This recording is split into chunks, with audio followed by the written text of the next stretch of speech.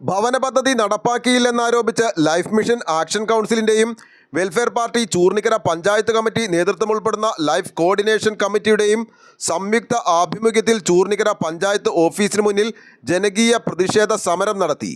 Welfare party ജില്ലാ president Samad Nedumbassery സമരം ഉദ്ഘാടനം ചെയ്തു. കയ്യിലുള്ളത് 76,765 ഏക്കർ ഭൂമിയാണ്.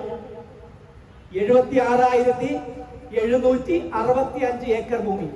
ഇത് രണ്ടും കൂടി ചേർത്താൽ തന്നെ 2 ലക്ഷം ഏക്കർ ഭൂമിയായി. ഇത് പറയുമ്പോൾ പലപ്പോഴും ഇത് പല തേയിലത്തോട്ടങ്ങളുടെയും അല്ലെങ്കിൽ മൂന്നാർ പോലുള്ള പ്രദേശങ്ങളിലായിരിക്കും ഭൂമി ഉള്ളത്. അതുകൊണ്ട് നമുക്ക് ഒരുപക്ഷെ ഇവിടെ നാരായണൻകുട്ടി സൂചിപ്പിച്ച ജനിച്ച മണ്ണിൽ ജീവിക്കാനുള്ള പൗരന്റെ അവകാശം, ആ ജനിച്ച മണ്ണിൽ ജീവിക്കാനുള്ള പൗരന്റെ അവകാശ പ്രകാരം സർക്കാർ ഭൂമി നൽകേണ്ടത് നമ്മൾ ജനിച്ച മണ്ണിലാണ്.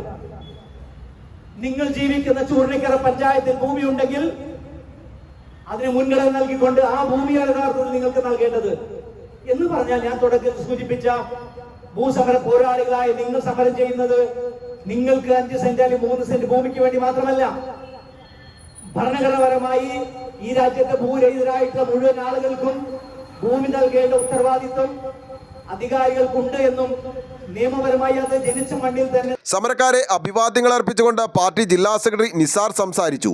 Action council convener P Narayanankutty അധ്യക്ഷനായി. ആക്ഷൻ കൗൺസിൽ അംഗങ്ങളായ കെ സുരേന്ദ്രൻ, സോമരാജൻ ടി, ജെയ്മി ഉഷ, മോഹനൻ, ലെറ്റി, സാബു, ബിന്ദു, രഘുനാഥ് എന്നിവർ സംസാരിച്ചു.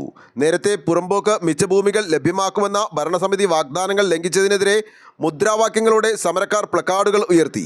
ലൈഫ് മിഷനിലെ ഭൂരഹിതരും സ്ത്രീകൾ ഉൾപ്പെടെയുള്ള കുടുംബങ്ങളും സമരത്തിൽ പങ്കെടുത്തു.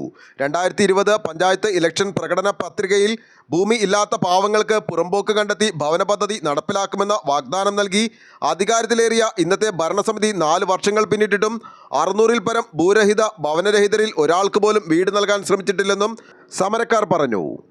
ആക്ഷൻ കൗൺസിലിൻ്റെ പെറ്റീഷൻ പരിഗണിച്ച് കളക്ടർ ദേശായി ഹോംസ് കൈവശ ഭൂമികളിലും അനുബന്ധ ഭൂമികളിലും പുറമ്പോക്കുകൾ കണ്ടെത്തി സർവേക്കല്ലുകൾ സ്ഥാപിക്കാൻ തഹസീൽദാർക്ക് നൽകിയ ഉത്തരവുകൾ പ്രകാരം അളക്കാൻ വന്ന സർവേയർമാരോട് സഹകരിക്കാതെയും തഹസീൽദാർ ഹിയറിംഗ് നടത്തിയപ്പോൾ ഒഴിഞ്ഞു മാറുകയും ചെയ്തുവെന്നും ഇവർ പറഞ്ഞു.